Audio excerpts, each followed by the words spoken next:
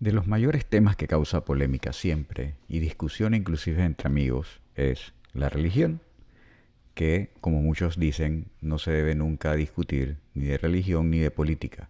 Bueno, hoy vamos a hablar un poco de la religión. Decía un filósofo español llamado George Santayana, cual sea la religión de un hombre es un accidente histórico, como lo es el idioma que habla. ¿Y por qué él decía esto? Porque a lo largo de la historia han habido infinidad de religiones y en el tiempo algunas han ido desapareciendo, algunas han ido teniendo otras ramificaciones y algunas hoy en día son las que más se predican alrededor del mundo. Hoy no estoy aquí para decirte en qué religión creer o si debes creer o no creer. Esto es simplemente información porque creo que para poder vivir en una comunidad donde cada uno tiene diferente fe y diferente creencia, debemos entender la creencia de los demás para de esa manera poder vivir en paz.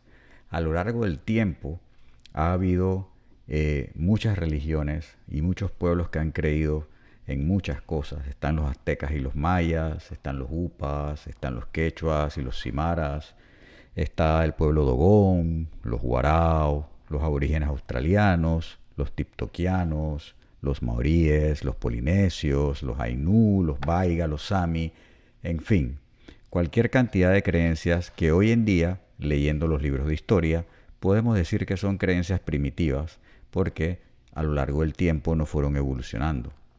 Entonces, de esta manera, así como el hombre ha ido evolucionando en sus diferentes poblaciones, en sus diferentes países, asimismo las creencias han ido evolucionando y algunas inclusive actualizándose. En tiempos antiguos, por ejemplo, se daban mucho los rituales donde se sacrificaban animales, se sacrificaban increíblemente otros seres humanos, hijos, hermanos, etcétera. Pero al ver la humanidad que todo esto estaba mal, las creencias han ido humanizándose y han ido evolucionando. Siempre se ha creído, y en la mayoría de las religiones esto es, que la deidad o el ser supremo es el que controla todo lo que pasa.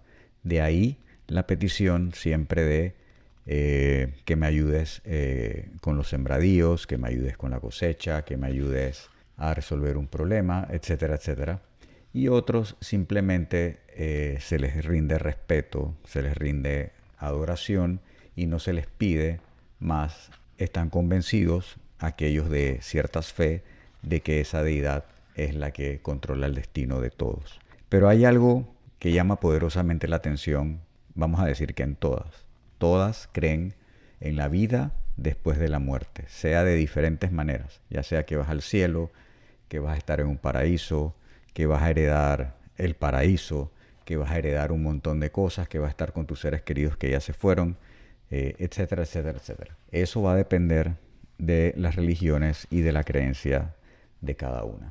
Para poner algunos ejemplos de aquellas creencias, por ejemplo, los maoríes creían que los árboles y las plantas y las criaturas del bosque descendían de Tane, el dios del bosque. Entonces, antes de, por ejemplo, talar un árbol, hacían ofrenda a los espíritus. Y como este ritual, vamos a ver muchos en varias creencias o en varios tipos de religiones a lo largo de la historia de nuestro planeta. De esa misma manera, diferentes pueblos, diferentes creencias van a hablar también de cómo fue hecho el mundo o cómo se conformó el mundo. Para poner un ejemplo, los aborígenes australianos hablaban del sueño y decían que en el sueño los seres ancestrales dieron forma al mundo.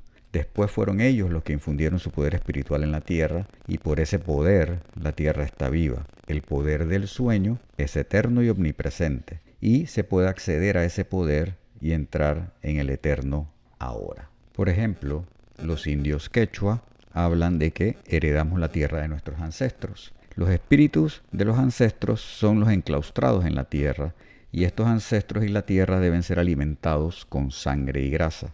Si lo hacemos, así la tierra nos alimentará y los ancestros nos guiarán.